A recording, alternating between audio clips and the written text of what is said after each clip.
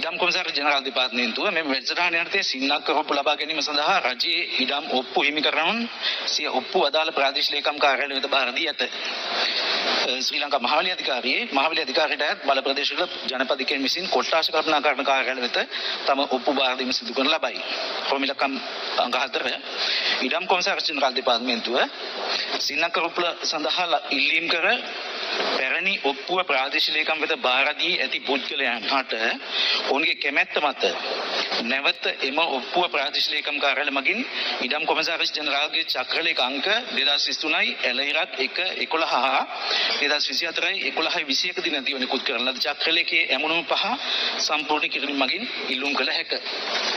මහලි අධිකාරිය එම පිළිතුරුමයි උරුමයේ සින්නක්කර ඔප්පු ලබා දීමේ දෙවන අදරීට අදාළව ඉහත කිපු ඉඩම් කොමසාරිස් ජෙනරාල්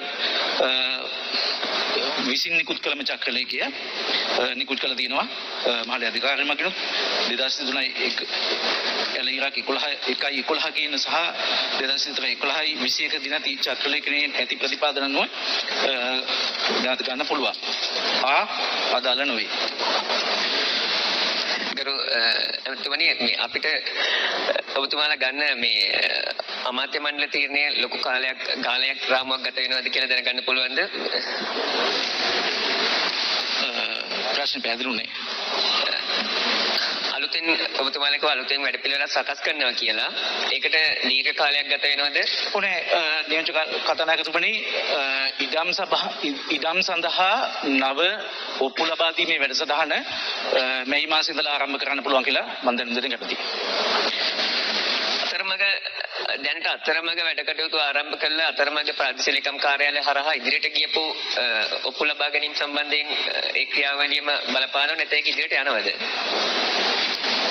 ඔය ඇත්තටම දැනට ඔප්පු හිටපු ජනාධිපතිතුමාගේ අසන යොදලා තියෙන ඔප්පු නිකුත් කරන්න අපි කටයුතු කරලා තියෙනවා.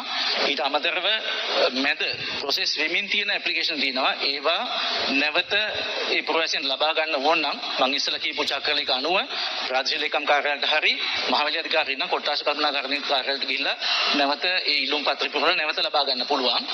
නමුත් එහෙම ලබා ගන්න නැති කෙනෙක් ඉන්නවා නම් මේ මාසෙන් අපි ආරම්භ කරන නව ඔප්පු ලබා දීමේ වැඩසටහන ඇතුලේ ඒට අදාළව ඔප්පු ලබා ගැනීම සඳහා එක ක්‍රියාත්මක කරන්න පුළුවන්.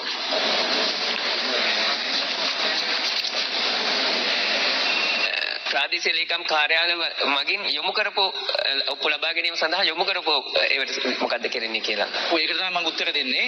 ඒවා ඇප්ලිකේෂන් එක්ක ප්‍රාදේශීය ලේකම් කාර්යාලයේ නැත්නම් ඉඩම් කොමසාරිස් ජෙනරාල් දෙපාර්තමේන්තුවේ